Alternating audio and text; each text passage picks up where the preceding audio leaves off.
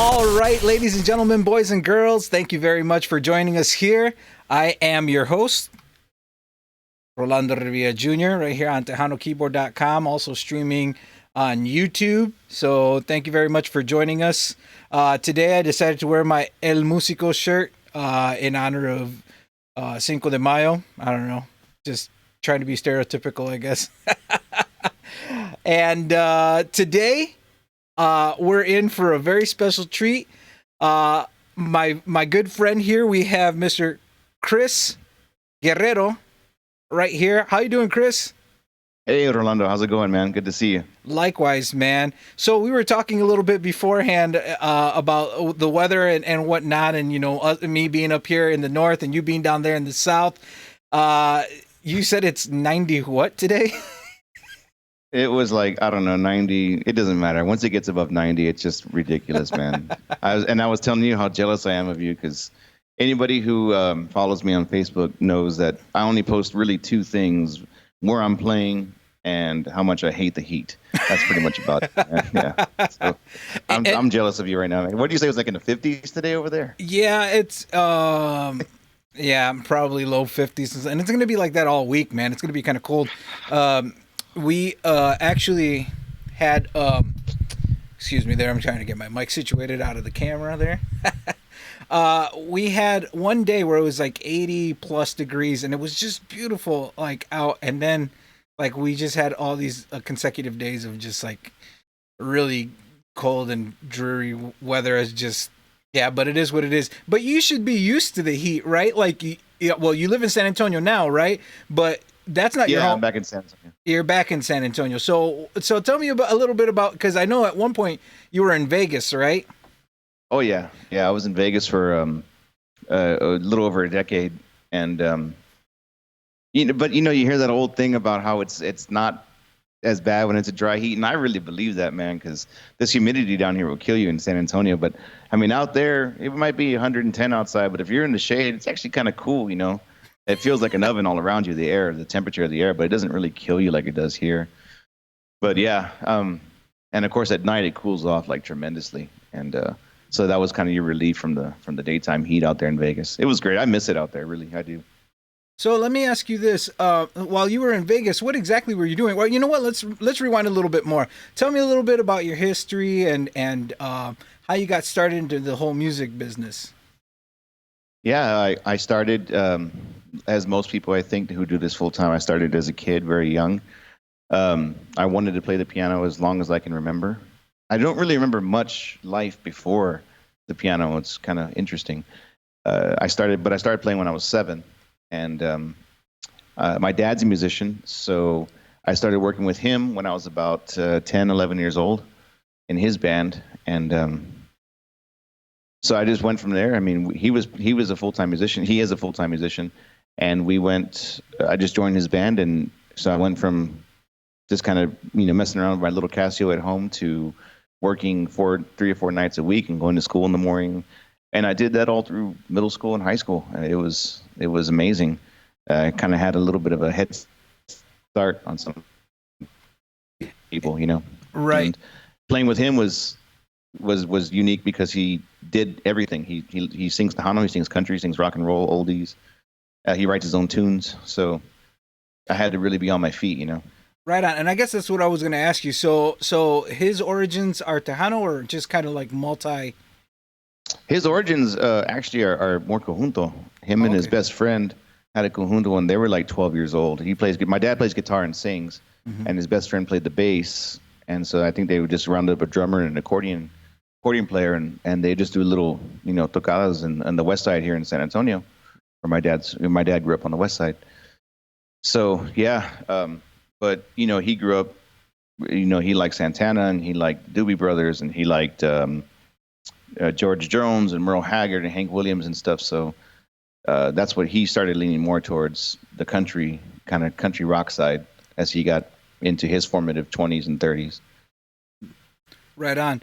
And then, so how long did you play with your dad for then until you kind of started venturing off into your own things? Or did you take any kind of like schooling for music? What's kind of the... I took piano lessons for, I think, 6 weeks or so.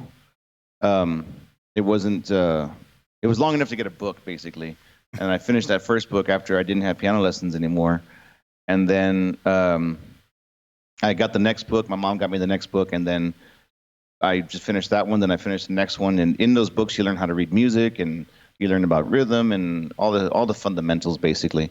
So I went from there, and I just kept playing, and then I started learning songs, and I started kind of listening to what I would like to hear and trying to imitate it. Couldn't get anywhere near it, but I was trying. That was the that was the main thing. And my mom would, after I started playing a little bit, I started playing blues stuff. I was kind of it came kind of easy for me for some reason. And my mom would take me to these jam sessions when I was, 12, 13 years old, all over San Antonio, and I'd play with these guys that were easily 30, 40, 50 years older than me. But it was a good way to learn and get up on stage and just kind of get out there and do it, trial by fire kind of thing. Right. I was just about to say that trial by fire, the Yeah, the school of hard knocks. exactly. Well, that's And what good. was funny was when later on in my life when I was traveling, a lot of people would ask me, said, "Well, you must have gone to a conservatory or some kind of music school somewhere. You must have a degree in music or something." I was like, "No, I grew up on the west side of San Antonio playing music, and just the unique thing about San Antonio is, and I don't know how it is up in Michigan, but the unique thing of San Antonio is that we're really at a crossroads of Mexican, or Latino, really Latino culture and American culture. So where George Strait is famously from here. So Hmm. you have country that you have to know inside and out. And of course, I think it's still considered the Tejano capital of the world. So you got to be familiar with that stuff. But then Stevie Ray Vaughan was famous in Austin, 70 miles up the road. So you got to play the blues and um, yeah, you kind of got to get into it all. So I mean, it was a musical education that I wouldn't trade for the world. What I was able to learn here. And not only that, but being so close to Austin, Austin is the live music capital of the world, right? I'm Mm, sure that you yeah. kind of venture out that way, occasionally. Occasionally, I used to play with this real heavy '80s R&B band. I think I was like 16 years old, and they were playing like Zapp and Roger and obscure Prince stuff and real synth heavy. And I wasn't really ready for that gig, honestly, but it was a lot of fun and the stuff that I had actually never really heard a lot of that stuff before, but it kind of started me on that path of really getting into R&B. And but we used to play a lot in Austin, and those were at 16 years old, it was different for me because I was used to a San Antonio crowd and playing with those guys up in Austin and some of those places, even out in Houston, the people came to check out the music and they weren't just sitting there, talking amongst themselves. They were just there to listen or they were there to dance or they were, if you were playing at some of these places we were playing at, it's because people wanted to hear you. And that was a whole new kind of experience for me because I was just kind of used to playing in bars, honestly. Yeah, and so how did you evolve from a local San Antonio musician to playing in Vegas? Well, how did that transition happen? Just moved, man. My ex-wife's a singer and we wanted to go out there, so we went out there and didn't know anybody, didn't have any money saved, didn't didn't have anything, man. It was just being young and adventurous and a little bit stupid, honestly, because at that time the band that I had here was playing all the conventions, all the weddings. We went everything from a duo to from a two piece to a big 10 piece with four horns and a percussionist and a full rhythm section. And that band was, I mean, we were working 50 weekends a year and plus during the week stuff, Hmm. and we left it all to go to Vegas just on a whim and struggled like crazy, man, until you get the break like everybody like this kind of stereotypical musical break. Playing in a restaurant. One of the executives from the MGM was there. He went there every Friday with his wife. Didn't know who he. I mean, we knew who he was, but I didn't know what he did for a living. And Hmm. out of the blue, I get a call. Want you to come down and play at the Luxor. We're going to give you a contract 6 nights a week, 6 months, and it paid more money than I had ever seen in my life at that point. And I was 21, so I was incredibly lucky. It was just luck. And then from there, you play one place, and then you start getting on the radar of other agents and other musicians and other bands. So then it just all moved from there until the recession hit. Then it all went to hell. But until the recession hit, it was amazing. Oh, that's awesome, man. I mean, to be able to live and have those experiences like that. Not many people have the guts, you know. And I know you say that some of it was kind of like, you know, stupidity or being young or whatever, but the guts that it takes to do something like that. Uh, I I personally can relate on a much smaller scale, and the reason that I can relate is because that's how I met you. Is that Okay. my wife and I, we were in between housing situations, and at the time I was playing with a pretty prominent Tejano band here in the Midwest, and I continued to play with them after the fact. But my wife and I really didn't have a place to go really, and so we were transitioning. And we were trying to figure out what we were going to do with our lives, and we were married, but we were trying to figure out what we were going to do. So I was like, well, you know what? If I'm going to do it, I might as well try and do it now.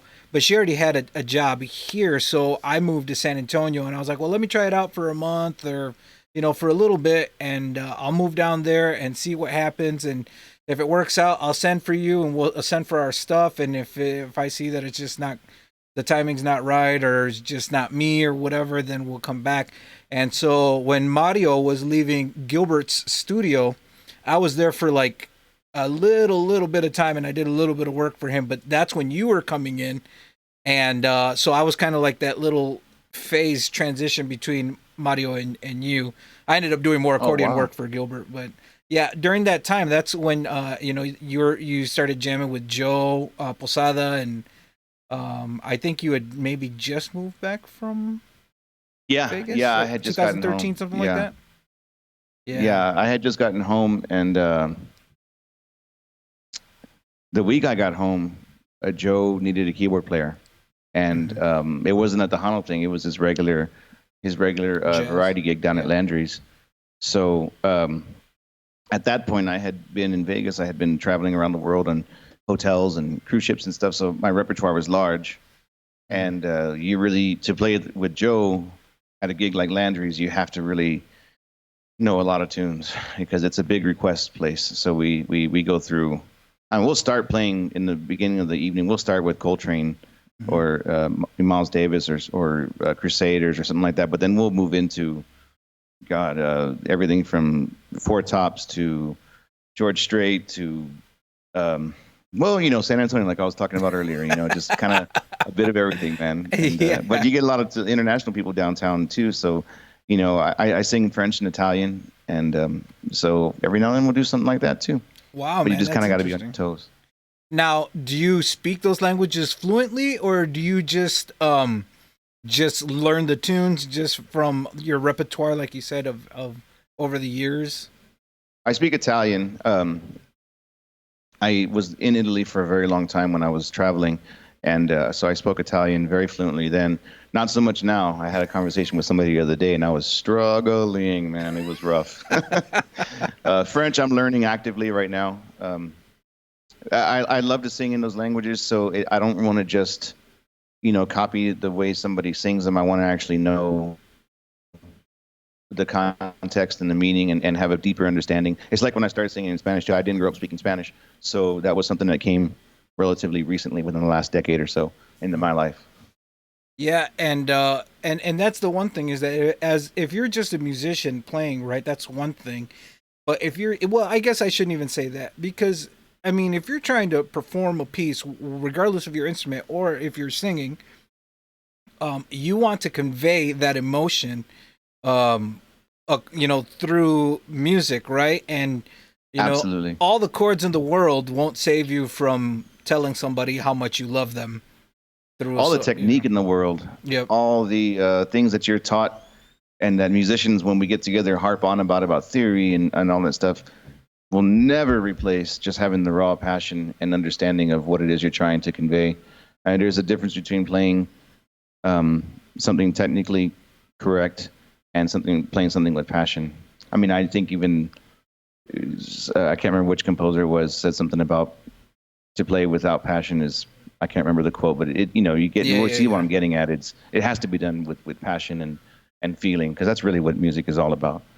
Uh, what was it? I think Miles Davis said something that was a bit more crude than that, but in the same message, it was like, um, music is 20% the note that you're playing and 80% the motherfucker who played it. Yeah, that But sounds like Miles for sure, yeah, that man. sounds like Miles. Yeah, and Yeah. but that's that is true. I mean, and to be able to understand what the song is about, and that in itself goes to the core of what an artist is, because the whole point of like there's an entertainer aspect which is fine, but there's also an artistic standpoint. And in order for you Hmm. to convey that, you really have to have that deeper meaning of what exactly is happening into the song. And I know we were kind of talking about this before, off camera and stuff, but sometimes musicians take different avenues to kind of find inspiration, or sometimes they just happen to just be around the scene, and a lot of that stuff kind of like gets to them. And I know that was something that you kind of wanted to talk about. I don't know exactly how to segue into this, but I can just kind of No, hand it you did a over good to job of you. it. Yeah, Yeah. you get locked, you get tied up in. It happens. I see it a lot with a lot of different types of with artistic types. You start you work really hard to get where you're going, and you get out there and you do your thing. You play your set. You dazzle the crowd. Everybody's going nuts. The euphoria is so high. It's almost unmatchable. You really can't even feel anything else like it, of having a full crowd in front of you and everybody just going nuts over what you're doing. And I think that and the amount of energy you put into that just leads this high, and you just want to keep it going. And a lot of guys, Miles and these guys, you get caught up in the grittier aspects of being a musician, and that's one thing that a lot of us don't talk about, unfortunately, is the addiction and all that kind of stuff. We just kind of write it off as like, oh, I like to party, but I can control it or whatever. And but then you see people just lose everything, or lose control of their lives, and lose their passion for playing too, which is really sad when that happens. And I mean, I was playing in Vegas, and I was working on these really exclusive yachts. They weren't even like ships. I didn't really do the big cruise ships. I did these really small 200 guest cruise yachts, really high end, and it's making a ton of money. And it's almost like everything you could ever ask for as a musician, is to be working and making money and traveling the world and doing all those things. And I don't know if it wasn't enough, or if it just was. I started out like everybody else, just partying a little bit, and then it just got out of control, and I didn't have any control over it anymore. But when you go from wanting to be one of the best musicians on earth, because that's what everybody starts out as. I was no different. I wanted to be great. I wanted to be, all that I could be, to just doing the gig just so you can get some more alcohol and some more drugs. That's when, things have really spiraled out of control. And I was using music for a long time as a way just to keep going, just to keep partying, just to keep drinking, just to keep doing cocaine. And it's, I think I was telling you this earlier, it's hard to get past it. You really have to come to a point where you say to yourself, what's the most important thing? What didn't I start off doing this as something else? I started off as wanting to be a serious piano player, serious songwriter. And then it's hard to move out of that. But when you do, like I said earlier, there is life after the fact. And that's one thing I'm really enjoying right now. Well, I want to thank you for sharing that with our audience, because I mean, with these interviews every week, I've never it's we had how can I put it? There's never a limit to what we talk about, and every week it's something different. And this is the first time that we've ever talked about this, because as musicians, I mean, it's all around, man. And even if that's not your thing, man, you go to the bathroom, people are doing lines of coke, or Mm. people are drinking, or they're offering you, and like, you get put in those positions where it's just like, okay, well, do I turn it down and risk the embarrassment of turning down a fan or something like that, or or maybe it's just curiosity. I don't know. Everybody has their own life journey, and I drink. I try not to drink as much when I'm uh, performing. But yeah, man, it's all around. I mean, I can't say with a clean conscience that I've never been inebriated while I'm playing, but I think as That I've makes two of gotten us. older, yeah, right?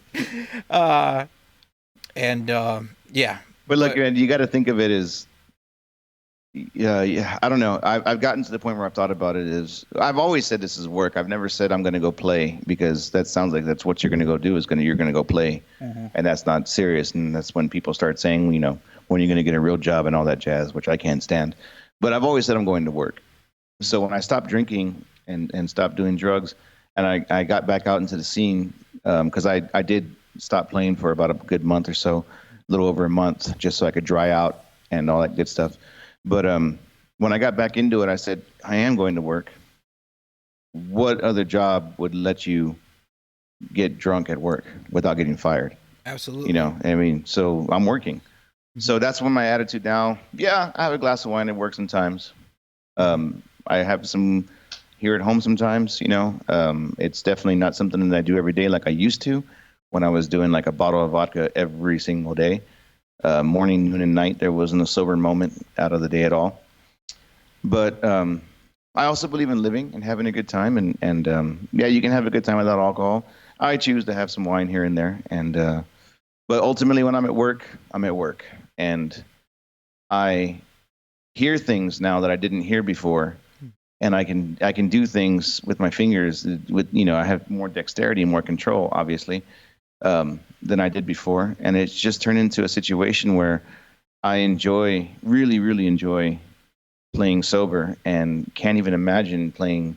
I did get buzzed one time. I think I had like two glasses of wine at a gig, and I remember kind of getting that lightheaded feeling, which ordinarily feels really good, except I was on stage and I couldn't do what I wanted to do, and I remember getting upset with myself, and it was, and that's just a personal thing for me. It's not the same for everybody, but I'm at work, so I'd like to try and be at work, but the problem I think with musicians is that we don't talk about it. We're still a very male dominated organization. There's not a lot of females, except mostly singers in what we do. And we're in that culture of macho.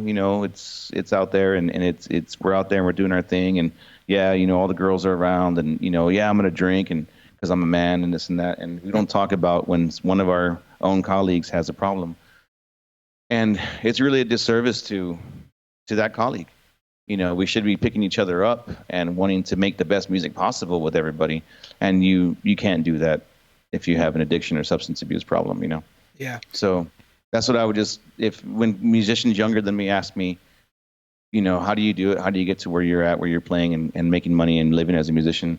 I'm saying, well, it's a lot of hard work. You really have to put in the time. But I'll tell you one thing to avoid is just stay away from the alcohol, stay away from the drugs. You know, that's about as plainly as I can put it. You'll get a lot farther that way if you do. Uh, Chris, we have a couple shout outs and questions here that have come in. Uh, the first one is a shout out from Cool. the random blind guy. That's his screen name. It says, "What up? What up? What's the best blind? Wait, hold on. Let's see. What's the best blind friendly keyboard out there? Do you know of any gentlemen that have an answer?" Um, and I don't know. That is a great question. Yeah. You know what? I'm gonna come back and answer that at least from my perspective, and maybe you can chime in. The other question is, and I don't know, and maybe I don't remember correctly, but are you a multi instrumentalist, or are you primarily Yeah. just okay? Yeah. So Juan Vasquez, Johnny, my good friend from Lansing, Michigan, wants to know if you play any accordion. Don't. No, not even piano That accordion. is no. I never wanted to play it. It's funny you bring this up. This is now we're going into another segment here. It's funny you bring this up. I never. Man, this is everybody's gonna hate me when I say this, and I'm gonna say this wrong.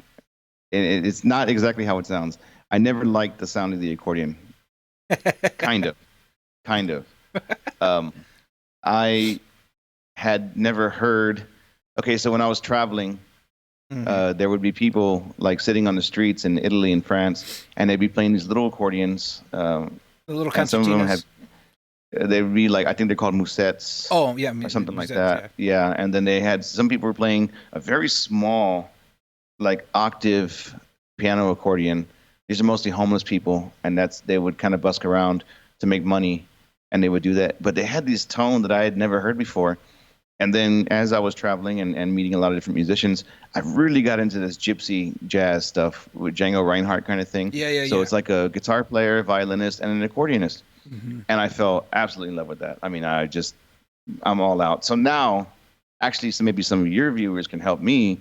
I'm looking for an accordion that sounds like that. I think they're primarily piano key because they're chromatic because they play in some pretty messed up keys. Mm-hmm. When they do those tunes. So, yeah. Well, yeah, I don't play any accordion, but I would love to the next time I see you guys. So I'll answer. I think I might have a theory behind that for that. So, okay. So to answer Random Blind Guy, there was, and this might take a little bit of help just to initially get programmed. But I remember like on the Triton series, or even like this is the Kronos, right? They have banks of like like a B, whatever the banks are, right?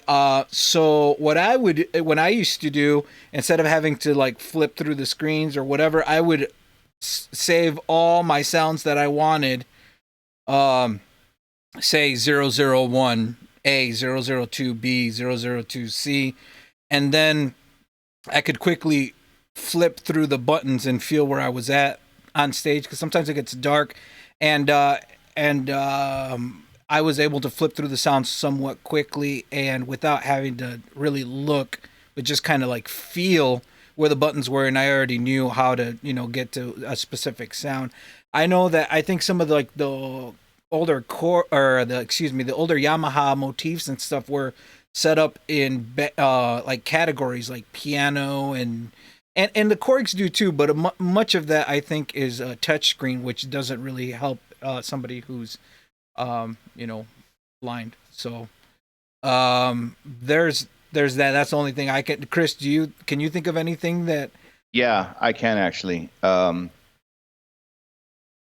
And this came out of just when you said it gets dark, I started laughing because this is exactly how this came to be.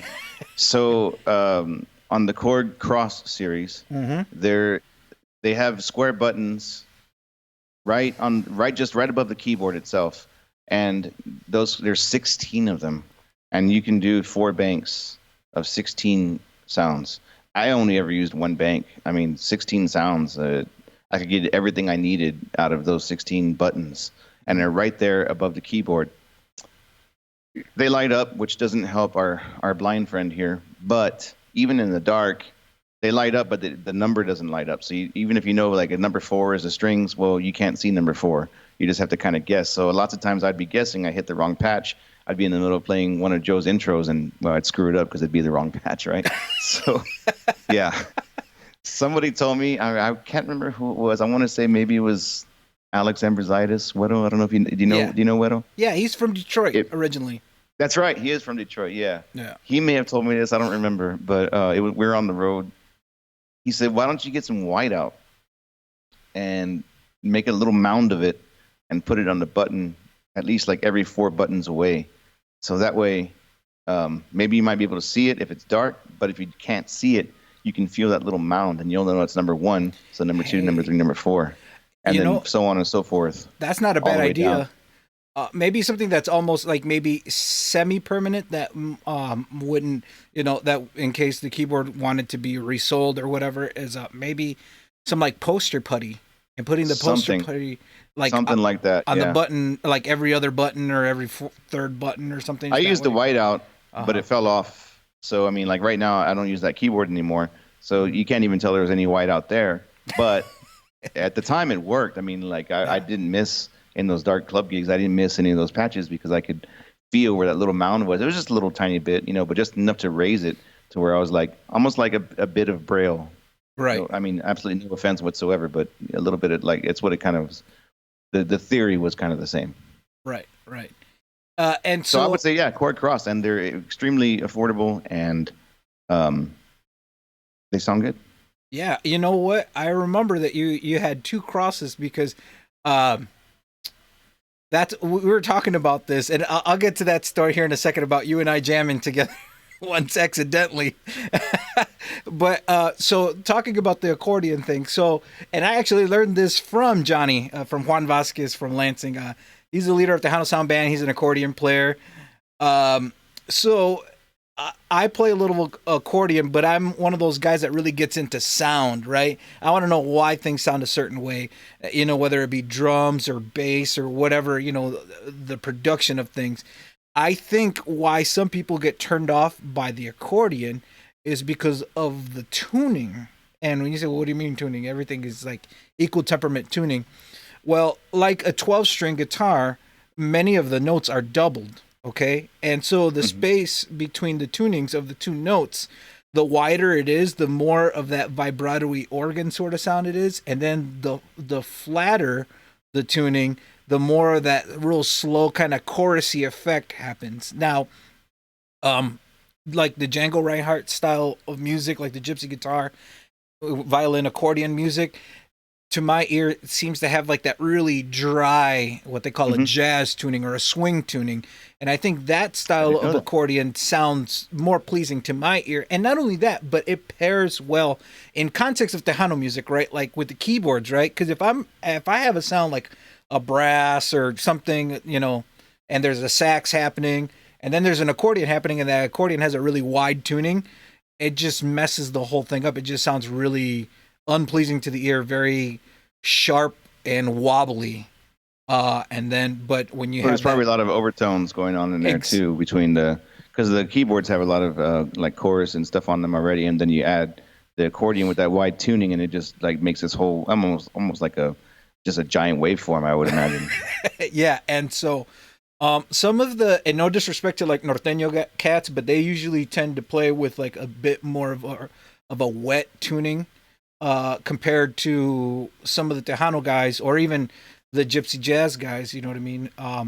But that might be your thing. The thing that you might not like about the sound of the accordion is not necessarily which accordion sounds good or which accordion sounds bad. It's just the tuning. And if you decide to dive into that and like listen to more accordion music, like you'll be able to tell like what the drier tunings and like how that's more, at least to my opinion, more No, pleasing I to the think you're ear. right. I actually have over this past year gotten really into it because I'm on not this record that I'm releasing now, but the next record I want to do. There's a jazz waltz thing I want to do with this. It's hard to explain, but it's going to have an accordion on it, which is for me unbelievable that I'd ever think about recording an accordion for one of my tunes, but it just kind of fits that style. But Mm-hmm. I will say this before everybody says, "Get that guy out of here." I think I think it also has one of those things to do with where you come from. And the grass is always greener. You just want to get away. So like even like Santana, I didn't listen to for a long time because everybody around here just worships Santana. So when I left and went other places, I never listened to Santana. I never listened to Tejano. I never listened to anything that was from where I was from. Why? I don't know, but I just wanted to get out and do something else. Yeah. I guess halfway through I would be well. Okay, I'll tell you a little story.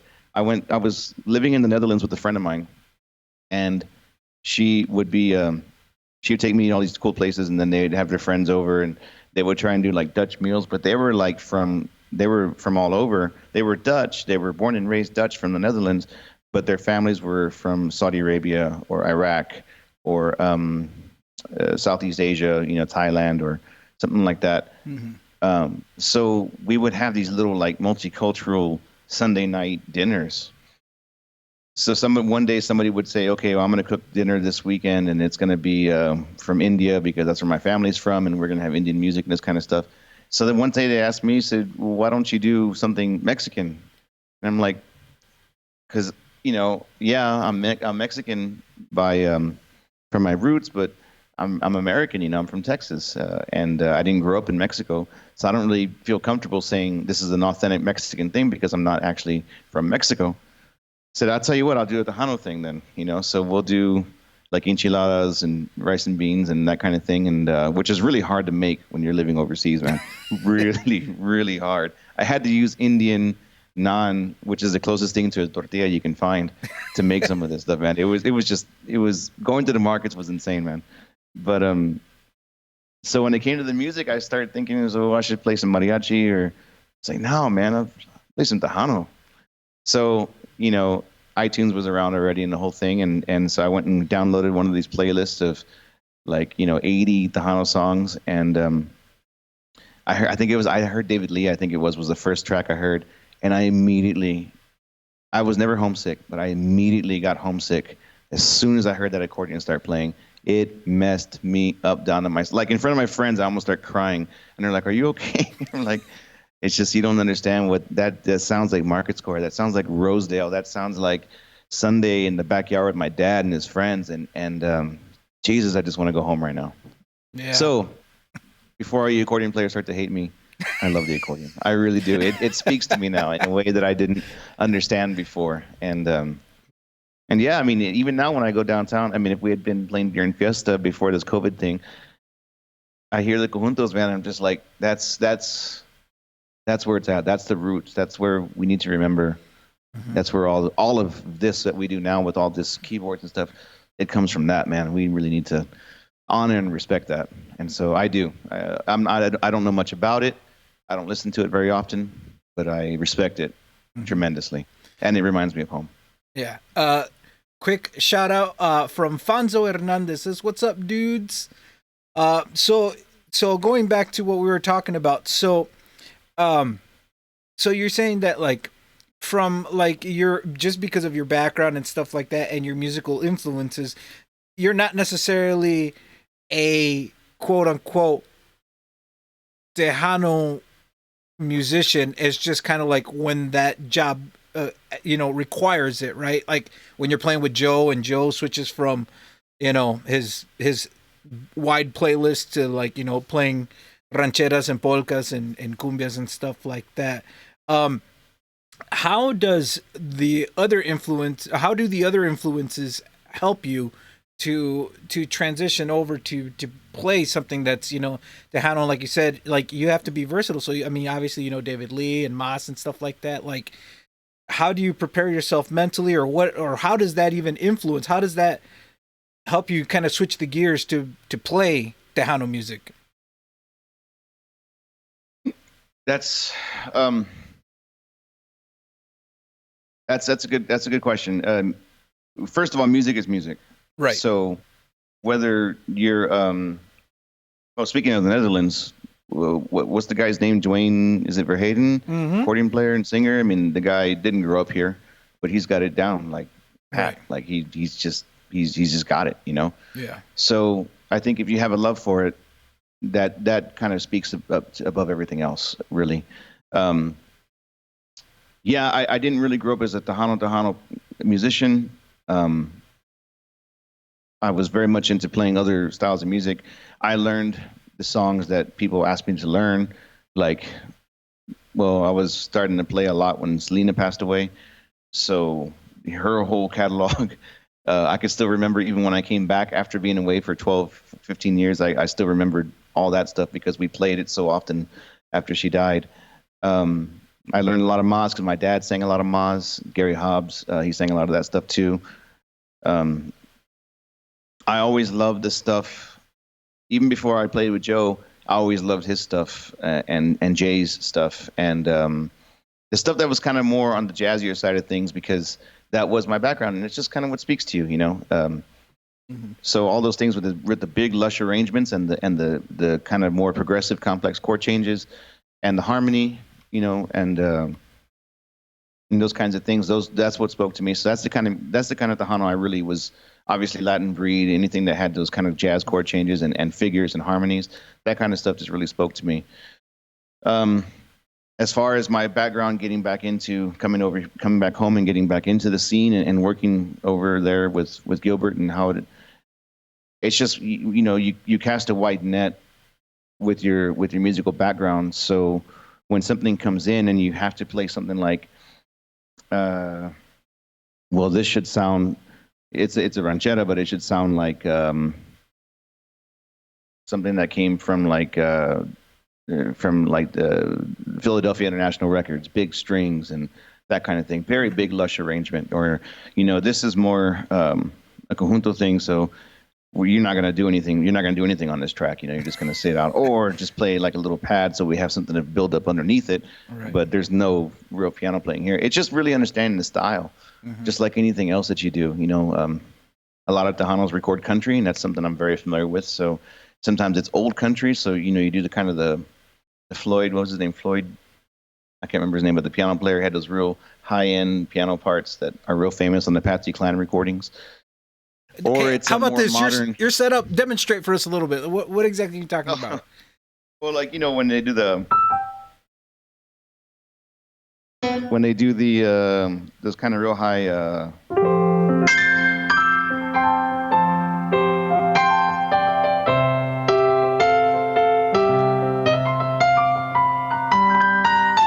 That kind of thing, Yeah. Some stuff comes into the studio and they want that, or they're covering one of those songs.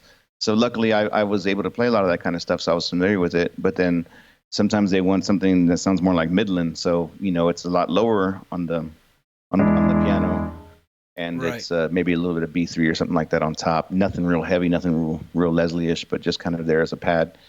And it's just knowing the difference, and that's really what makes, when it comes to incorporating what I've learned over the years into the styles that we're doing at Tejano now. It's just Tejano's a giant meld anyway. A giant melting pot of different things. So nothing's really wrong. It's just knowing how to fit the style of what the artist or the producer wants it to sound like. Right. And especially like the, what we call progressive Tejano, being more jazz influenced, you got to have multiple patches. So could you walk me through like a typical like Joe Posada setup that you would have like say if you're playing, I don't know, Valiente or something like that, and you have your keyboard set up, like, do you have a certain sound that you go to, or like EP on the bottom, or how exactly do you execute something like that? I don't have these keyboards set up for that because I just got this MODX. Oh, yeah. The DX. I just got it not too long ago, 7. and I was planning to set it up for Fiesta for Market Square, and well, obviously, that didn't happen. So I don't really have it set up, but I can definitely talk you through it because on my old setup, I had them all there, and really it's, man, ideally for this kind of stuff, as you well know, you want to have somewhere like, I'd like to have, or I should have, the 2 keyboards and then maybe like a little 25 key controller connected to an iPad or something for little auxiliary things. There's a lot of and Joe's been doing his stuff at Gilbert's for a long time, so there's a lot of little subtle things that are in the music that make it sound so big and full, like a little low string patch that's in there somewhere that it's hard to kind of program when you're running back and forth between a string lead and a synth lead on top, and then you have your EP here. And so, I mean, yeah, ordinarily I would try and set up an EP on the bottom and maybe a string on top. And then on the top, I would either just have it as just a synth alone, a brassy synth with a string as well. That might just be the whole top thing, depending on the tune. Joe's productions are big, but he's also a sax player, so a lot of the leads are handled by him too. I'm more of just an outline or a shadow. If I was that played maybe like a lot of mod stuff, yeah, you'd have to split everything at least. On an 88 key, you could split it, 3 or 4 ways and get some decent zones, and you still probably wouldn't be able to cover half of what Brando is doing. Yeah. So yeah, it's a lot, and it's cool because you don't really get to play keyboards like that in a lot of other situations, to be honest. I played a lot of rock bands and a lot of top 40 bands, and you're kind of stuck just being the piano B3. If they don't have horns in the band, then you play the horn parts, but there's not really a lot of call. Like what the Tejano guys do is pretty special, pretty unique to replicating kind of that orchestral sound that you hear in a studio on all those great recordings. And not only that, but like in the studio you can take several takes and layers different performances, but when you're in a live situation, like you're trying to do like counterpoint melody on strings while you're trying to play chords, and then there like a little horn line or whatever, a synth line, and all of that comes together, and you have to be kind of like, you almost like, it's not one of those cases where you're like, oh, I know this song, I can just kind of go through the changes. You have to actually know where each little spot is. So I have a personal question to ask. I mean, it's not a personal question, but it's a question that I'm always on this, like, I feel like on an eternal quest for the perfect EP for Tejano music. Oh man. So tell me about because I know like with Gilbert, like I don't know if I should be giving away the secrets or whatever, but he has like that MKS 20, right? Yeah, I think he sold one to Mario anyway. So I mean, the secret's out, man. Oh yeah. I think he had two of them, and I think Gilbert told me he sold one to Mario. So I think Mario has one at his place too. Yeah. Well, they have VSTs now too that replicate that. I still don't think that they sound as good as that thing, man. You're absolutely I've downloaded right. a lot of them. Yeah. So the MKS is one of those things, but what do you kind of go through? Like, how do you get that Tejano? Like, because I mean, when you say EP, you're kind of like painting broad strokes here, right? Because yeah, you're right. A Fender Rhodes it sounds way different from a DX7, and like, yeah, and I ordinarily wouldn't say a Rhodes is an EP. I would say it's a Rhodes. Right. So that's my fault on that one. On this thing, I've been using a little bit that I've been kind of. It's funny how expensive these keyboards are, and Yamaha especially spent a lot of money replicating DX sounds. Right. Which is hilarious to me, like technology they did 30, almost 40 years ago, considered to be outdated. They're putting a lot of effort into recreating, and the same thing with those VSTs on that Roland thing that you were just talking about. I mean, people are putting money into these things, and they're outdated technology. There is no new EP sound, it's some form of a Rhodes or some form of a DX, really. It doesn't seem like there's too much more. I've been using this patch, I think it's called. Bear with me 1 second. No, you're fine. There it is, DX Legend. No, that's not it. Oh, it's a DX.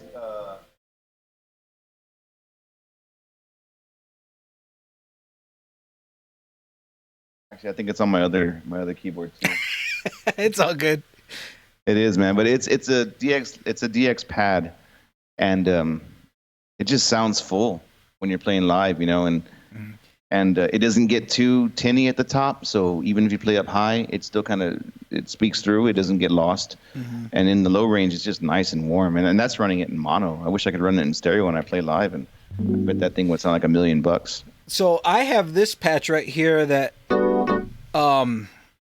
That sounds nice. I downloaded it from this one cat. I forgot what his name is, but he's on YouTube. I really should write this down because this has come up in conversation before. But essentially, because like the Kronos has like all these different synth engines, one of which is the FM synthesis, where they have that DX7 sort of like they have all the DX7 sounds, right?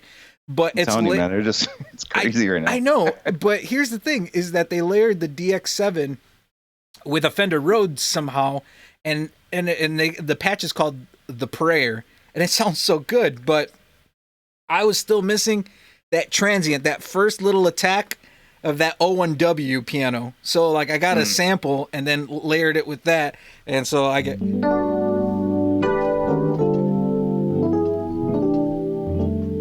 Okay, man. I'm gonna buy that off you, man.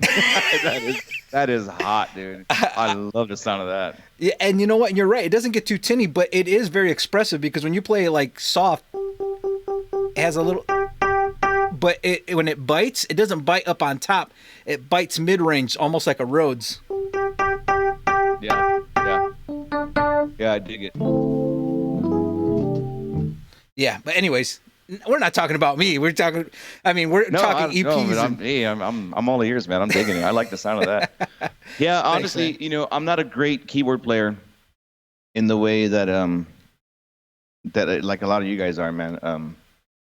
Speaking of Ambrositis, another one. He's a great programmer. He can put stuff together, and I don't know why I've just never spent that much time doing it. When I have to learn something like Joe's stuff, I'll sit down and get it as close as I can, especially with the leads to Hmm. what was recorded, and then I'll try and just make do with whatever stock EP um, kind of comes with the keyboard. I don't know why I'm like that, but I just am. Same thing like with I think we were talking about trying to practice and shed and that kind of stuff earlier before we went live here. Right. And it's just a balance of okay, what's important right now? Well, what's important is I learned this stuff because we have a Tejano gig with Joe, and I have to have the sounds with what it sounds like the record. So how much? What am I going to do here? Am I going to emulate the EPs and everything too, or am I just going to use my nice EP that I know sounds good and then try and make this thing sound as close to the brass and strings as possible on the recording, so I can get back to doing what I was doing already Right. before. So it's a balance, man. I just don't spend as much time. I wish I did. I really should spend as much time trying to get those little things down because, I mean, they would help me when I do my stuff. And I suppose working with Gilbert, he already probably has the sounds. He probably already has like, hey, this is what I want you to do, and you just go in there and do it right because I Yeah, mean, his ear, he already knows what kind of colors from his palette that he wants to paint with. that tune is done before I walk in the door in his head. That thing is that thing is put to bed already. So it just depends on how fast I can make it work Hmm. to get out of there.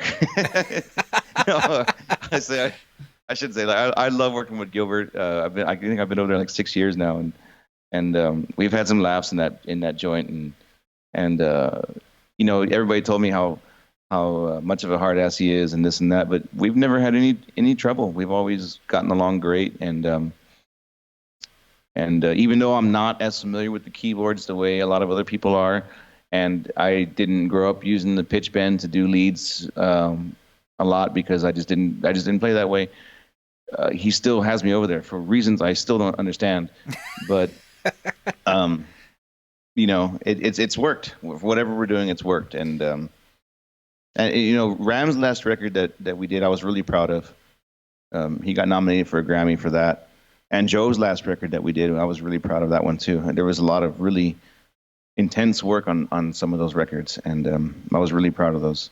Hmm. And you know what? And this is just from me to you. Like you saying, hey, not knowing my way around the keyboard too much or whatever. I mean, but I mean, from a musical perspective, I think you're a phenomenal keyboard player, and to that, okay, where you're sitting at Gilbert's, that seat has been, that's been the driver's seat for many legendary Tejano keyboard players Oh yeah, that all of us within the industry still look up to. I mean, you're talking about you know Joel Guzman, Brando, uh, Jerry, Jerry De La Rosa, may he rest in peace. A lot of cats that are just heavy. I mean, Mario Ortiz, who's there for a long Mario, time. Mario's the man. And so you're part of this bloodline, man. That Gilbert's always had some real heavy cats there, and so my hats off to you. Although we're Facebook friends and acquaintances in person, or we've crossed paths once or twice, or a handful of times. I got to say that you being in that spot makes me one of your biggest fans, man. Just because, Oh man, yeah. you're way too kind. I definitely for I've never felt that way about myself. I've always felt strong about the things that I can do well. Um, I'm always surprised when something works out. Like this thing with Gilbert's worked out. Um, it does feel like I'm sitting in the chair of a lot of ghosts. That's for sure, man. It's I feel it sometimes, and I often wonder if I'm up to the task. But I'm still there. We're still working, and if you find somebody better, then that's cool. And if I stay there for 20 more years, then that's cool too. I'm happy to be there. Don't get me wrong. I really enjoy the gig. It has made me more critical of what I do live, Hmm. and when I work on my own stuff as well. It's made me sharper and more aware And I thought I had a good ear before. I really did. But nothing's like working with a guy like Gilbert, who has this ear that's just, um, well, I mean, he has the Grammys to prove it. Yeah. We don't really even have to talk much about it. And the reason is not just because, uh, the great artists and the great tunes. That's part of it too. But the production and the engineering on that side, and when you listen to it, it's a signature sound. There's a, you can tell right away it's his, and it's the quality is just so high. And sometimes, and how it is when you record, it's just raw. There's no effects, there's no nothing, there's nothing being done to it. So when I go in there and play with and start working with him on the new album or a track or whatever, I'm literally just playing with like he goes on the keyboard and boom, pow, kind of thing with the drums, and that's how we're laying down the track. So I hear this very raw keyboard with nothing added to it. In fact, all you hear is keyboard. You don't hear anything else, and this really cheesy drum thing. So half the time when I go out and I hear music, I don't realize that that's what I've done because I don't hear the finished product too often. So when I hear it back and I was like, holy hell, what he did with that track was just incredible, And also sometimes when stuff comes in and it's not arranged yet, the guy has his tune and he's playing the guitar and singing it, and he's, the whoever it is, the client is singing off key, and he can't play guitar very well. And Gilbert's like, he's listening to it, he's like, what are we gonna do with this? And then he goes, okay, and then he sits down and he writes out the chords, and then he starts singing his little parts, and then bam, there's a tune. And the next thing I know, we're up for a Grammy or something. It's insane. And I've worked in a lot of studios in my life, and there's just been quite a unique experience in a very good and educational way, that's for sure. Yeah. So we were talking about speaking of recording, you actually have done some writing yourself, and you're about to release an album, right? Yeah, I did my first record in 2019. Well, last year, yeah, last year. I was very proud of that. 10 tunes, 9 of them I wrote. One of them is a cover. And so I'm actually releasing an EP, a 5-tune EP here that I'm also very proud of. It's just a lot of fun. We're talking about influences and backgrounds earlier, and even though I have a very heavy jazz background, and that probably comprises about 60% of my live work is jazz stuff. This record is straight up like 70s R&B, Philadelphia soul, Teddy Pendergrass, Marvin Gaye kind of thing. Big strings and bells and all that kind of stuff. And there's like a disco track on there. It's just my background, man. It just came out of nowhere, and I was so happy to be able to have this time off to actually sit down and do it. I've never recorded myself before. I did my last one in the studio with a bunch of really great players, and this one I did here at home. And I played the bass and I played the guitar and all the keys and the drum programming and stuff. So it's been fun, man. Yeah, man. Especially you can immerse yourself in your own ideas and just kind of let it gel, and you can kind of see what works and what doesn't, and then you're able to kind of, like how they say, just kind of throw it at the wall and see what sticks. You know what I mean? And that's the Yeah, kind of like one of the for sure.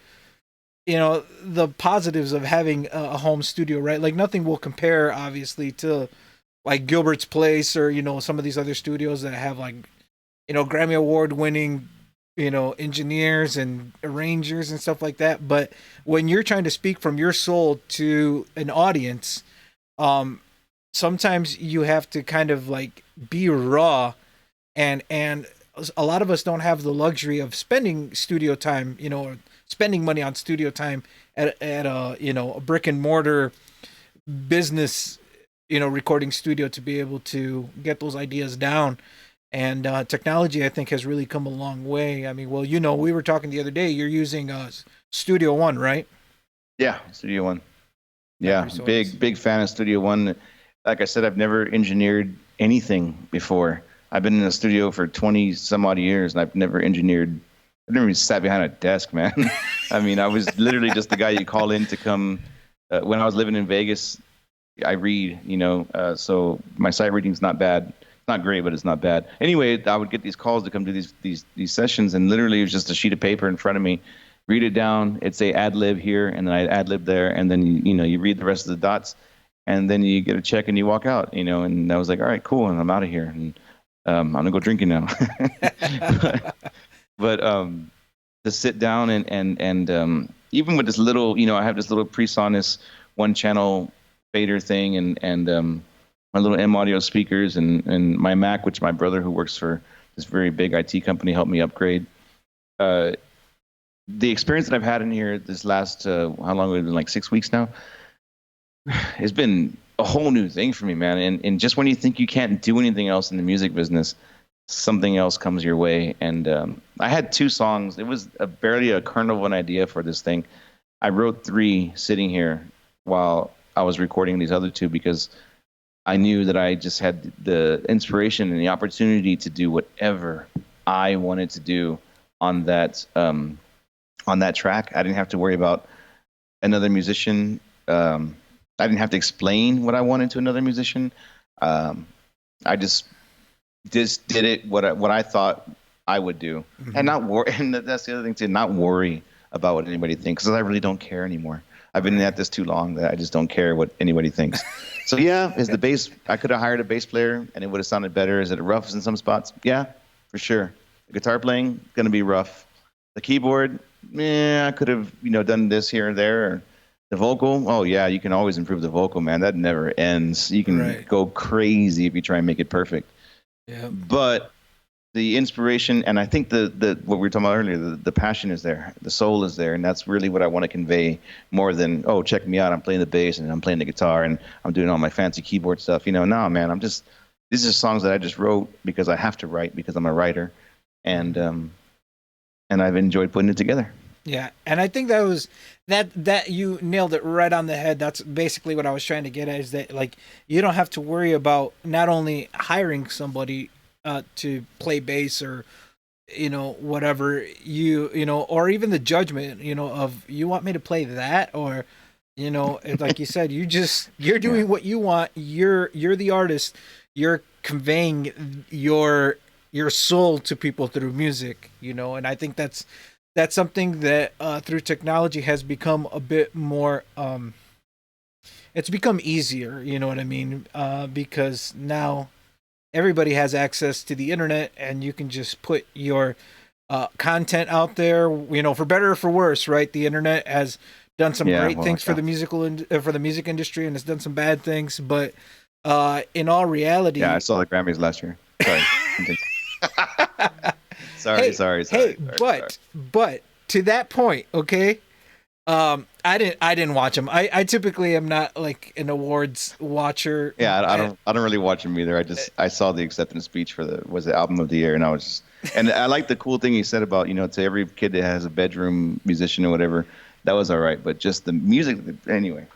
Yeah, we could go on all night about that. Right, but what I was gonna say is that Billie Eilish won a whole bunch of awards, and then she was kind of getting criticized because her album was produced by her brother in their bedroom. Yeah, that's what I was saying. It was. I at first I was a little put off by it, but then I was like, no, that's pretty cool. That part of it, like being produced in the bedroom, was like, all right, that's cool. That's really cool. This is where we're headed. Everything is changing, so you either keep up with the times or you fall behind. Right. It's the problem I had with what they were doing wasn't the fact that they did it in the bedroom. It's just what they did was just trash. But that's just me. That's just me personally. Yeah. I mean, because I not on the music side, you're not gonna go any further. I mean, this is where we're at now. It's not about like the old, like we were talking about Miles Davis and those guys. That's not gonna happen anymore. That was a very special moment in time. Motown was a special moment in time. Those things have been done, and they shouldn't be done again. They're done. That's just the way it is. But what is what worries me the most, and if it's going to be all electronic music, that's cool. But you still got to have some kind of education behind you. You still got to have some polish. You still got to have some class. You got to have something, man. I see these ads on Facebook for these chord. Have you seen them? You know what I'm talking about? Like, insert chords into your mix because you don't know what the fuck what you're doing. Yeah, you know what? Man, yeah, I did see that. But I was gonna say the more important part of that too is that yeah, you gotta have polish, you gotta have some kind of you know standard, right? But all that aside, you have to have a good story. I think, and That you do. you got to be able to say something, because if you're saying That you something do. that somebody has already said, you know what I mean? Like nobody can say Motown like Motown, nobody can say Charlie Parker or Miles Davis like they can. You know what I mean? To Right. try to reinvent the wheel is stupid. You know what I mean? Like that, like you said, it had its time, it had its place, and you can't redo that. Like you know what I mean? Like you can emulate it all you want just for giggles, right? But Yeah. um, Well, like Bruno Mars is making a career right now out of that, emulating and making it. I mean, he's done everything Jodeci and all those other guys that did already, except he's making $1 trillion. Selling out stadiums, doing it now, which is cool. Nothing wrong with yeah, that. right. But there's still so much. There's still so much cleverness in the production of what they were doing, and so much cleverness in the way that he writes tunes that it's pop stuff, and I'm not really into it, and that kind of just personally for me, it's not I'm not talking down to anybody. You like what you like, that's cool. The problem I had with Eilish was that it's just not good writing. From any kind of a standpoint, it's just not good. It's just not good writing, and that's when I start to get. It's like Taylor Swift too. I say she writes in tweets when tweets used to be like how many characters? 140 characters. If you dissect her lyrics, it's just like everything's just like a little tweet one after another. Is not real. There's no real flow to what she's saying something, but just not in a very good way. It's just bad writing, and that's what bothers me the most. Not even so much the production value or the musicality of it, because like I said, those things are done, man. All the jazz stuff is gone, and all those great records and the organic sounding stuff that's all been done and it's gone, and it's cool. I'm cool with that, but if you can't write in a way that is I don't know, beyond the third grade level, it doesn't appeal to me, man. That's just personal. So I wanted to touch on a handful of things that we've been talking about. First of all, quick question that you might want to answer. Random blind guy was asking what your favorite brand of keyboard out of all of them. Yamaha. Yamaha. Okay. And so let's see here. My mind has wandered. We were talking about we were talking about Taylor Swift. I don't know if you saw, I shared this meme on Facebook, and it was something about it was a picture of Taylor Swift and what's her name from Nikki from Fleetwood Mac. What's her name? Stevie Nicks. Stevie Nicks. There you go. And the first part says Taylor Swift writes songs whining about her boyfriends, and Stevie Nicks hires her ex to play guitar and then sings songs about what an asshole he is. No, I missed it, man. You'll have to go and check it out. It was so funny. And you should see their facial expressions because, like, Taylor Swift, right? She's got the whole polished sort of like pop whatever, right? And she writes songs. Yeah, it's pretty funny. You have to check it out. No, I got to check that out for sure. I'm gonna go as soon as this thing is over. I'm gonna go right to your page and look for it and probably share it, man. That's awesome. That's killer. I love it. A good friend of mine, Mr. Nick Espinosa, says, "Great discussion, Chris. What is your keyboard setup for live performances? Also, what EP sound do you play on the bottom keyboard during the interview?" That sounded good. So I think we were kind of talking about that before. We tend to kind of like get stuck on this whole EP thing, at least from a Tejano perspective. But go ahead if you want to. No, I mean it's important for me too, man. The EP thing, because it's just I think it can really create a track, man. If it sounds so kind of trivial to think that an EP and just doing like maybe even a 3-finger chord can really make a track, but I really think it can. Mm-hmm. Have you heard DeBarge, All This Love? Yeah. The intro. Yeah, so it's the same thing, that's the whole intro, dude. There's nothing else. Then the guy comes in singing, and it's just the EP and the drums and the bass and the percussion, and then the guy comes in playing. But the way that EP sounds in that recording is just like, holy hell, how does that sound? And just beautiful. To me, it wasn't that one. That one was terrible. Sorry about that. There's some like legendary like EP sounds that like are haunting, that like when you hear them, like obviously all the Whitney Houston stuff, like Oh all, God. Saving All My Love for You, Yeah. and yeah. Yeah, that's just. But the one that they use on that one is just. Oh, it's just butter, man. But guess It what? really is. That was a Oh, here we go. Rhodes. Was it a Rhodes? It was a Rhodes. I did some They have it research like on chorused it. out and. Chorused out and like a bunch of other stuff, man. But it was a Rhodes. It was legit a They're doing Rhodes. magic, man. I love hearing those stories. That's great. Yeah, and then I would never would have guessed that. I would have guessed it's some early Yamaha. right, that exactly. But I guess people used to like modify their Rhodes with the dyno sort of thing. It was one of those Yeah. dyno ones where it had like a really bright EQ or something, so like the attack was like really sharp. And Well, there's a company out of Chicago. Maybe your viewers know about this, or maybe you know about this. And they're doing those mods now. They're doing some really. I think they're called the Fender Rhodes Company or something like that.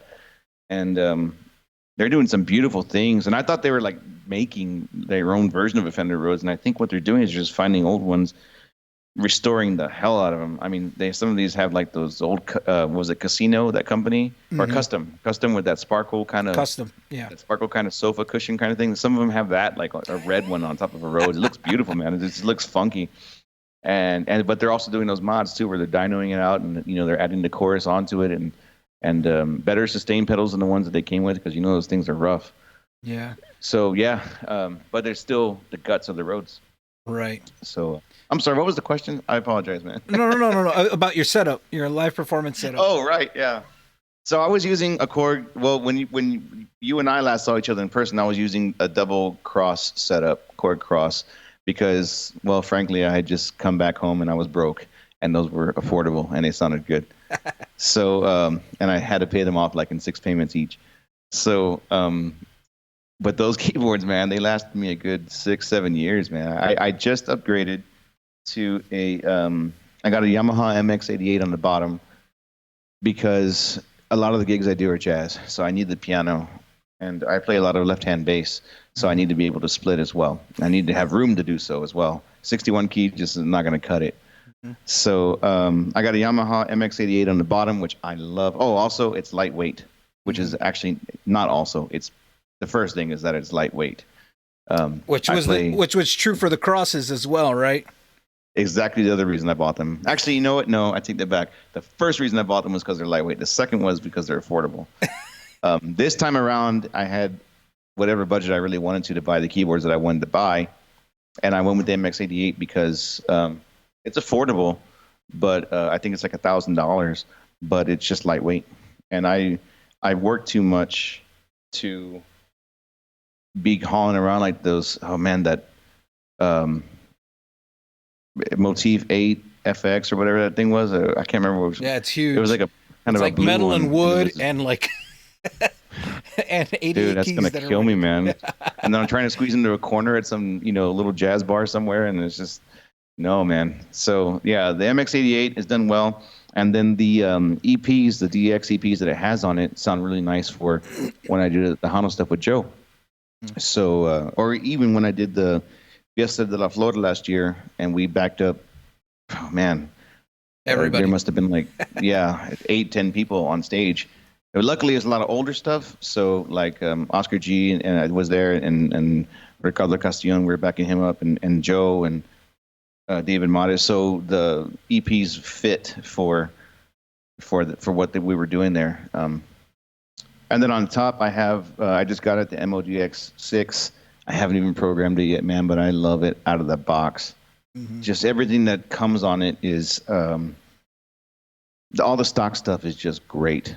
Mm-hmm. And then I did the whole record, my whole EP, just on this thing.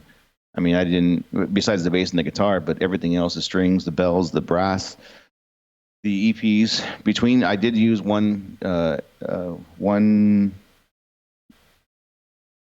DX sound, and the rest was some kind of a Rhodes, and it just sounds great, man. Like I was listening to it and comparing it to some old '70s records, and it's kind of hard to tell the difference between the Rhodes here and the Rhodes there. I mean, if you line them up side by side and you put them through an amp, yeah, you're going to know the difference. But on the recording, really hard to tell. Yeah. Hey, so you were talking about left-handed bass. I told you I was going to throw you under the bus. So you and I, We we did. jammed once. Joe had one of those open mic jazz Yes. jam sessions over there at that barbecue place. Hmm. I forgot. Well, anyways, it doesn't matter. The And big so bib. there you go. And so I had was talking to Joe. I'm like, hey man, let me play a song. And he's like, yeah, what do you want to play? And I called out a jazz standard, right? Because I was just gonna comp and then maybe take like a little solo, right? Because I was gonna let him do the soloing and do the head and all that. But Misty. nope. It No, was funny because it was a real that fast was somebody bebop else. tune. It was a real Oh, fast it's bebop. fast. Yeah, because here's the thing: is it started off, and I don't want to give it away, right? So there was like some students there, and they were all kind of like switching out like horn players and drummers. So Oh yeah. Joe's son wasn't playing drums. Uh, another student came up and played drums, and there was this guy who was playing bass, and I don't know if he just wasn't a jazz cat or whatever. He had some long hair, Yeah. and Yeah, I remember that guy. Yeah. and he's playing like a real quick like bebop sort of like bop, bop, bop, bop, like that's what it was supposed to be, right? And the drummer and the bass player were like halftime. They're like, and Joe's playing and he's looking at everybody like, what's going on? And then finally, Jay, his son, comes up to the side and he cuts off the drummer. He's like, double time, 1, 2, 1, 2, 3, 4. And then we started playing, right? You don't remember the tune yet, huh? Cherokee. It was Cherokee. Yeah.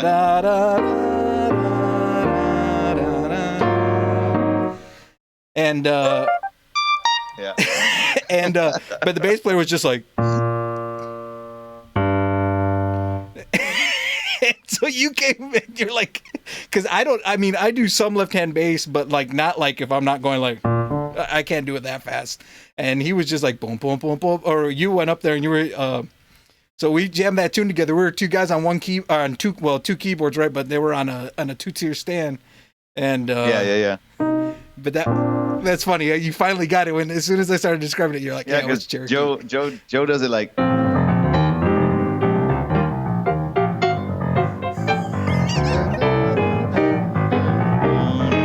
he does it right there, man. And I got to keep that tempo the whole time. And then he looks at me to solo. I'm like, oh man, this is not happening. So I'm like, it's a polka, man. When I'm soloing, because I can't keep that up, and when I'm Yeah. the whole rest of the time that. But when he's playing, then I gotta. Yeah, at the end of that one, man, I'm just like, oh, I'm tired. Yeah, and it's crazy because I do remember that now. I forgot all about that, but that's great. yeah, you know what? I'll have to send you the link, but I actually uploaded that to YouTube. My wife was recording, and, and then all of a sudden, here you come out of the corner, just kind of like swooped in, and you're just like boop boop boop boop boop boop boop. So I'll have to send that to you. Oh man, But that's great. That was a please great do. I'd time. like to see that. That was a great time. That's awesome. And but I was gonna say, when you're playing swing, I know we're not talking about Tejano anymore, but like it's crazy because when you're playing jazz, right? Like jazz is a swung feel, but when you're playing at those speeds, it's almost like it's not swung. Everything's just like almost like straight 16ths. You know what I mean? It's like, but it's interesting how a good rhythm section can still make it feel like it's swinging. Oddly enough, it's just I don't think know. on that one, it really comes down to the drummer because all the rest of us are doing, yeah, it's like 16s, man. Like you said, just really, really fast and really on top. But I think the drummer has, if he knows how to use his hat correctly, it just that little The backbeat just makes it swing somehow, man. I don't really know any other way to say it, but when it's right, you know when it's swinging and you know when it's not. So yeah. Man, But I mean, that comes into jazz too. I'm not going to name any names here, but when I used to live, well, I'm not even going to say that. I was watching a band. Yeah, I'm going to leave it alone. I was watching a band do a thing, and they were outstanding musicians, all like really high-end musicians, and there was a rhythm section, there was a horn section, and where was I at? Anyway, it was all it all sounded correct. Everything was there. The chords are right. The parts were right. The keyboards were right. Everything was right, but it didn't swing. Mm-hmm. It was they were playing polquitas. They were playing rancheras, and it was all technically correct, but they didn't grow up with it, you know. And they were reading the dots as they should be read on the page, and the guys had learned the chords, and everything was cool technically, but it didn't swing. There is a swing to Tejano, man. It really is, because you know, even if you hear stuff from Mexico, the polkas from Mexico, they're very on top, you know. But if you hear them here, it's not that it's slower. It's just there's that backbeat, you know, in Tejano polkas, which is in rancheras, which is great. Yeah, and that's the one thing I think that a lot of people don't really understand. Like, if I like, people try to get into the real nuanced things of, like, you know, because I don't know. I feel like being Mexican American, being, you know, I'm not from Texas. I'm not Tejano, but my family is, so my roots are Tejano, right? But I feel like when somebody says, okay, so what's the difference between norteño and Tejano? And, like, people want to get into the nuance of, like, well, you know, Tejano has keyboards, or, you know, but you're like, well, they both have accordion. So what's the, you know, but the only thing that I can describe the difference between Tejano and norteño, not conjunto, because conjunto to me is Tejano, right? But I really think that the difference is in the backbeat.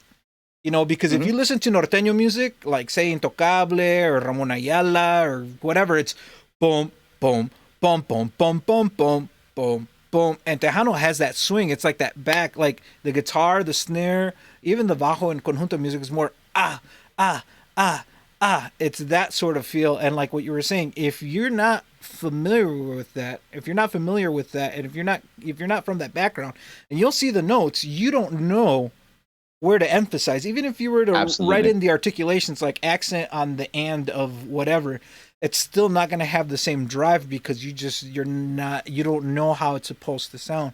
And I think tying everything back full circle, that's kind of going back to what you were talking about learning the languages and understanding what the meaning is, because, you know, when you're really rooted into what you're trying to do, it seems more genuine. And I think that, of all things, maybe is what people are more attracted to. Like, you know, when you say, hey, what makes something good and makes something bad? And I think the listener knows when something is authentic, you know.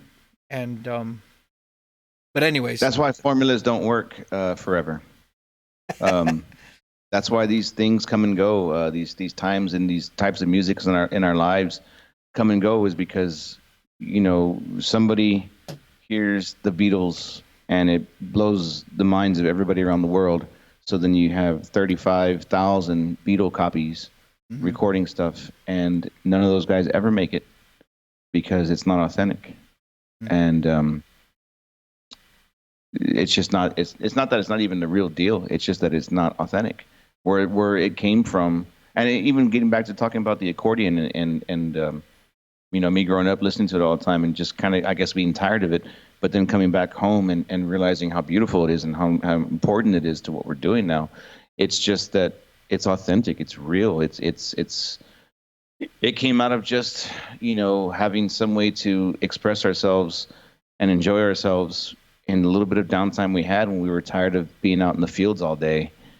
And we forget that because we're a 21st century society with, you know, cars and big farming. But before that, I mean, these were just like African American music and gospel music. It was their relatives singing out in the fields. Well, it was ours too, you know, coming home from work after being out there all day and having some drinks with the family and singing songs that were old but meant something to us.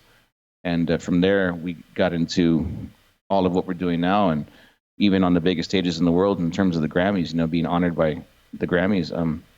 But really what it comes down to is it comes down to really an accordion and a bajo or a guitar. Yep. You know, that's where it's at originally. And those two things swing, and they really swing if they're done properly. And I think any jazz music could tell you the same thing if they really paid attention. Yeah. Well, Chris, we've been talking for like an hour and a half, and it doesn't even seem like we have been, man. Is there? Oh man, is it really? Yeah. Jesus, that was So, fun, man. I um, gotta say. yeah, man. I mean, I know some of these things can drag out and whatever. I know that you have things that you have to do, and I appreciate, you taking so much time to our channel here. If there's any last words of advice or any kind of plug that you want to do or anything that you want to talk about before we kind of wrap things up. Um, well, I would say that if anybody did enjoy this and might be interested in what I'm doing, my website is chrisguerreromusic.com. My first album is there, and my next one will be there as well. But I'm on Spotify and iTunes and Apple Music rather, and all the usual digital outlets. Follow me on Facebook, same thing, Chris Guerrero Music, Instagram, all that stuff. That's important these days. As much as we sometimes don't want it to be, but look at the people that we get to, like, you and I get to meet and connect like this, and there is some wonderful things to the technology we're doing now. But no, I mean, ultimately, I think if anybody's out there that I think you have some of your students watching, if anybody's out there that wants to make a real go at this, you have to be prepared for a ton of heartbreak and a ton of struggle. I've lived in my car, and I've been on some of the biggest stages in the world and jazz festivals, and I've been to every place you can by water, from Corpus to Antarctica and Asia and everywhere in between, all playing the piano. You can go a really long way if you just hunker down, spend the time to learn your craft, learn from people who teach like you. And just try and stay as humble and as clear-headed as possible, away from the vices that are in our industry. And you can make a good run for it, but you have to be ready to work harder than anybody works, because it never ends. Absolutely. It never ends. You're always learning. All right. Also, I want to remind you guys, if you enjoy the content, be sure to like and subscribe. Tell your friends about the interviews. I have the lineup for the month of May. Obviously, I want to thank Chris for being our Cinco de Mayo guest, our first May guest. Next week we have Danny Fernandez from Debe Ligarse Los Musicales. The following week we have Ben Bam Bam Ramos from Joe Lopez y Grupo Más. We also have Miguel Ortega from Stampede at the end of the month. So be sure to stay up to date on Facebook. Be sure to like the stuff. I'll try to promote at least a day before, remind you guys of who's going to be on and stuff like that.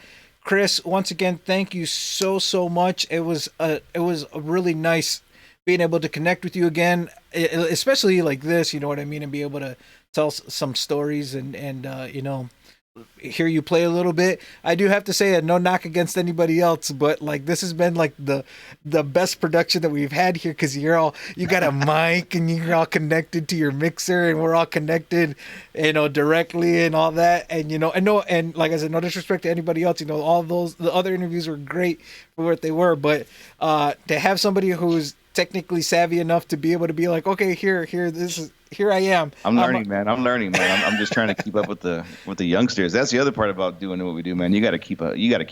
Yep. You really do. Absolutely. But if you want to, you can stand by it. We're going to sign off here, guys. And thank you so much for joining us. We'll see you guys next Tuesday. Same time, same place.